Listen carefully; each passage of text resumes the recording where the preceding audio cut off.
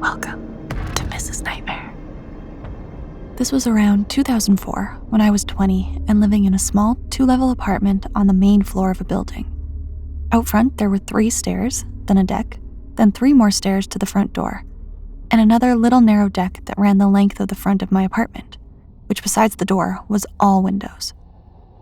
The main floor was a tiny kitchen living room and a door to the hallway for laundry parking access, all of which is totally visible from the windows. It was fall in Western Canada during daylight savings, pitch black early and surprisingly warm for the season. I had all my windows open and hadn't closed the blinds to let a breeze in and was talking on the phone to my sister. I had my back to the windows, and when I turned around, I thought I saw something weird at the window. It was really bright inside, so I turned the main light off, and I see a man pressed against the window staring at me. I screamed and told my sister a man is on my deck looking at me. He seemed to take off into the darkness. I turned off all the lights inside, put the outside ones on, and I was babbling to my sister like, holy shit, a peeping Tom, so scary, I can't believe it. And then he just walks back up the deck. I screamed again, he's back, I have to call 911. Hung up and did, while his face was pressed against the window, and it was still open. The windows were floor to ceiling, with screened crank-open bottom sections that I had opened to the max and could for sure accommodate a determined person crawling through. He could hear me and the 911 call, but he didn't move. I had crouched down in the dark room and the main light was off, so he couldn't see me, but I had the lights on beside the door to the hallway and on the stairs to the bedroom. I didn't want to move and let him know where I was. I should have run into the hall and banged on a neighbor's door, but I was in shock. And after all, the cops were coming from a station 10 blocks away.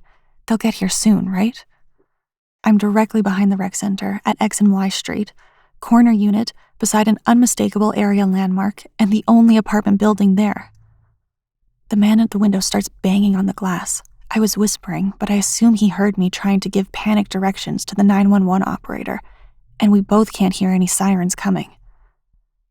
I felt like this would go on forever when he finally just ran off. I couldn't see far, and there were plenty of places to crouch and hide, so I was not at all sure that he was actually gone. I peeked outside the window and saw a police car, so I told the operator that they were here, but then the police car started to drive away, so the 911 operator told me to go outside and flag the car down. I don't know why I actually did go outside because I was scared shitless. But when I did flag the car down, the police rolled down their window and said, "Ma'am, do you need help?" And I told them, "Oh, you're looking for me, I think. I called 911. And they said, "No, we're just driving by. But what's the problem?" They never found the man that terrified me, and it made me feel so unsafe that I moved. But it was truly the cops not being able to find the only apartment behind a notable building that completely shook me. The frightening end note is when I moved out, the landlord tried to charge me because the downstairs screens are shredded from my cats. The screens were pristine the day the creeper showed up, and that was the last time I opened the downstairs windows or blinds, or used the front door. The property manager laughed and mocked me and called BS when I said someone tried to cut them, until I showed her the police report. She lived there too, so suddenly it wasn't so funny. From 1989 to 1993, I was the key holder for a local family-owned bakery located in a sketchy neighborhood in my hometown. My job called for me to arrive at around 2 a.m. by myself, get the ovens and machinery started, and get the first batch of dough mixing. This initial mix needed to proof for about 30 minutes before I could start feeding it through the scaler, so I was able to relax during this half hour.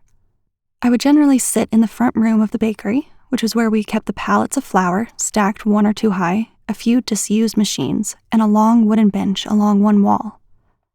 This room, which was about 35 by 35 feet, was lit only by whatever light was coming through the door leading to the bakery proper, as well as the illumination from streetlights, which spilled in via the front door windows. This meant that only about 1/4 of the room, the quarter with the bench along the wall, had any light. The remainder of the room quickly faded into darkness. The feeling hit me within a minute or two of sitting down. I was being watched. I knew I was being watched. Those of you who have ever had this feeling know how palpable it is. Because of the hour and the neighborhood, I religiously locked the front door behind me upon arrival, so I knew someone couldn't have entered the bakery and hidden while I was occupied. After stewing in my own paranoia for a few minutes, I happened to gaze into a darkened corner of the room. That's when I saw them, 2 eyes, just visible through the blackness, looking directly at me. I shot to my feet, my heart pounding. The eyes disappeared with a clatter, as whoever or whatever this was had jarred something in its attempt to remain concealed. I stood motionless for a moment, and then I heard footfalls, but clearly not human footfalls.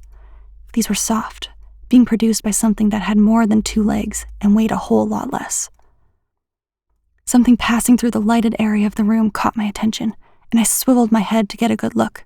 It was a possum. Not sure which one of us was more shaken at this point. I grabbed either a broom or a piece of wood, the memory is a bit hazy here, and armed myself, hoping that I wouldn't have to fight off a rabid animal. The creature scurried underneath a wooden incline, which led to our freezer, an area which I couldn't readily access. I banged on the incline several times, getting no response. After a few minutes without any traces of activity, I called it a draw and got back to baking. Later that day, a dead possum turned up in our parking area. Its neck had been torn out. If I had to guess, I'd say it messed with the wrong neighborhood dog. In any event, we never did find out exactly how this stealthy possum accessed our flower area, and there was never another incident of this sort. With animals, at least. Back in the early 90s, my friends and I decided to spend a few days of vacation in Las Vegas. At the time, you had to be at least 21 years old to rent a car. If you were under 25, you had to present a household bill which showed your name and home address. As I was the only member of the group over 21, renting the car became my responsibility. Since I was still living at home at the time, all of the household bills were in my mother's name. To remedy this, I decided to restore service to a disused phone jack in my bedroom in my name. This would allow me to produce a bill bearing my name and address, after which I could discontinue service if I chose to. Returning home after our trip and successful car rental, I decided that even though I was making use of the new bedroom landline, I had a phone connected to it. It was ultimately an unneeded expense. I decided to have the number disconnected. I informed the telephone company of my wishes, and they let me know that it could take up to 24 hours for the number to be taken out of service. During this time, I would periodically lift the headset to my ear and check for a dial tone. Eventually, the phone, which sat on a table at the foot of my bed, fell silent. The long dormant phone jack in my bedroom returned to a state of disuse. Later that evening, around 1:30 a.m., I was sitting up in bed watching television alone in my room, eyelids starting to get heavy. My flirtation with slumber was suddenly and unexpectedly shattered when the dead phone at the foot of my bed started ringing. Within a split second of the first ring, my eyes flooded with water. My heart began to race rapidly and violently, and goosebumps covered what seemed like every inch of my skin. My eyes locked onto the phone, which was scarcely visible through the spontaneously generated oceans of fear tears, and I slowly, gradually slid my entire body, head included, under the covers. After perhaps 4 or 5 rings, the phone fell silent once again. I concentrated on trying to breathe normally, as I was practically hyperventilating at this point, and came to the conclusion that I wouldn't be getting up to go to the bathroom tonight, no matter how urgent the need. I somehow managed to fall asleep long enough for the sun to be illuminating my bedroom by the time I awoke. Driven by confusion and curiosity, and empowered by the feeling of safety which accompanied the sunshine, I approached the phone, grasped the handset, and raised it to my ear. The line was dead.